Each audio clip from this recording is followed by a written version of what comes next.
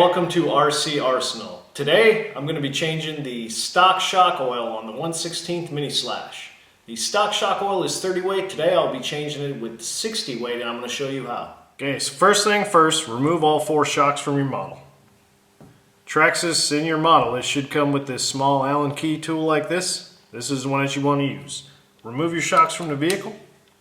Now if you have the brushed version, such as I have here, there will be another Allen wrench in your kit. You're going to have to remove this screw right here to get your motor out of the way so you can get access to the rear shocks. Now once you get this screw out of the way, your motor will slide off on the back. Now what you can do, open up your battery compartment so that you can slide your ECS out of the way. That way your motor has room to come up. And then that's all you got to do to get your motor out of the way. Now at this point what you're going to want to do is take your spring off. So pull the spring down and this collar should come down and you'll see it has a notch in it. Pull that collar off, remove all your springs. Alright, once you get the springs and the collars off, at this point you're ready to remove the cap. That'd be this end of your shock. These are plastic, so sometimes you might need to use something to hold the other end tight. This just happens to be a 10 millimeter. So if you've got a 10 millimeter handy, go ahead and get that. And I'm going to use a scribe just to put through here.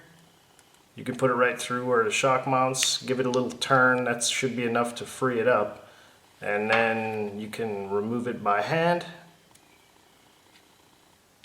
At that point, once you get that off, set it to the side and then just dump out all the shock oil.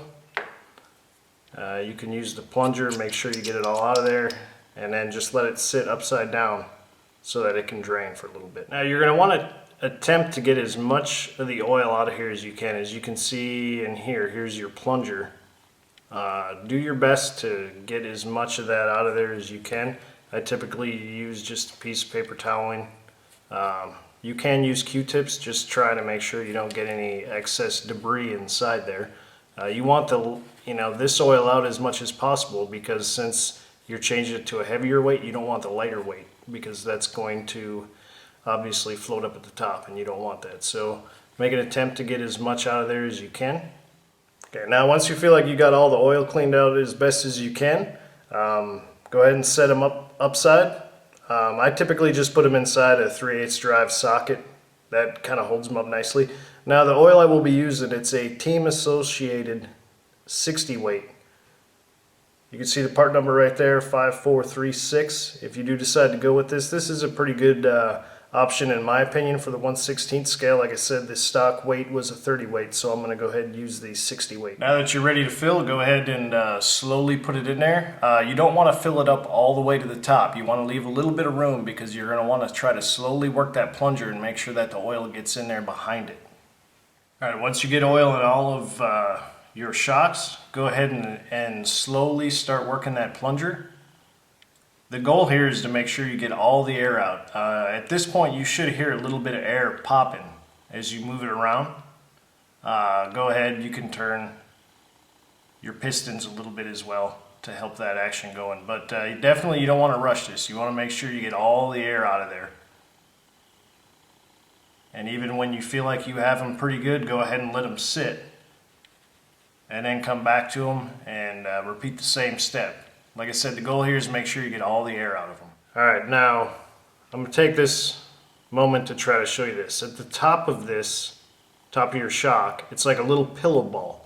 Go ahead and attempt to try to get as much of the old fluid out around there. But as you'll see, there's this little pillow ball. Now, I'm showing you that because when you fill these up, you don't want to completely overfill them because obviously that pillow ball is going to have to seat down in there.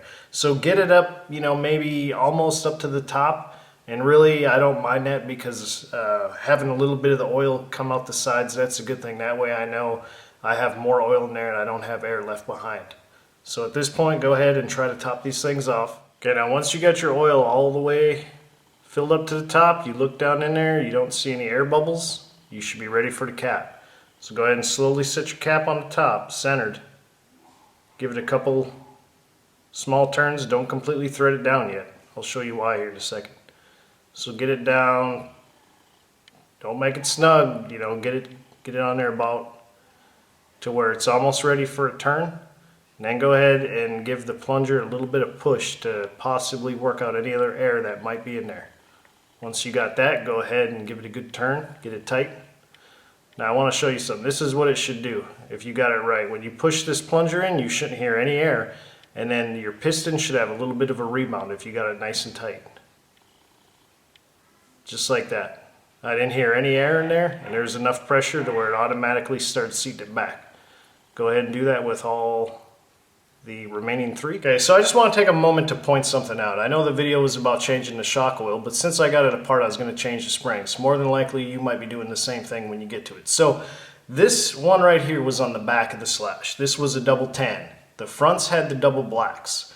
I'm showing you these other ones here. This is a green for a Revo, and this is a black for a Revo. Now you can tell by the diameter of the wire in there, you can tell the ones for the Revo are a little more heavy duty. The diameter is going to be the same. They're interchangeable. So for the sake of what I'm trying to do and upgrade the suspension on the truck, I'm going to go ahead and put the greens from a Revo on the front and back this time to see if I get this thing to handle better, which I believe it will with the heavier weight shock oil. And now we're just back to assembly. So here I got the green spring from a Revo. You just slide that on there, you get your collar, pops right through, get it lined up. And there you go. Yeah, we got a little bit of oil, but you know what? This feels a lot better. I don't hear any air in there. I really think this is going to make a big difference on the slash. I'm really looking forward to ops checking this. Okay, so now we got it all back together. I will give you this tip of advice. When you put your motor back in, make sure you don't have it cantered over too far to where your gears bind. The model should still roll like it did. You should be able to hear the teeth grabbing, but if you have it too tight, you're going to wear down your gears and you're going to have problems. It's also not going to run as quick as it did. Now, after changing the oil in these springs from a good 6-8 inches, it's not even coming close to bottoming out. You can adjust your preload on your collars here to adjust your ride height to get it back up where you want it, but I will give you this tip of advice. Don't make it so that the model completely rebounds all the time. If you do, it's going to handle like crap. It's going to flip and roll over a lot. So there you go. Changing your shock oil, a little bit about the springs. Hopefully this video helped you out a little bit. Come on back to the channel again and I'll give you some more advice and tips on how I can improve this mini slash. Thanks for watching.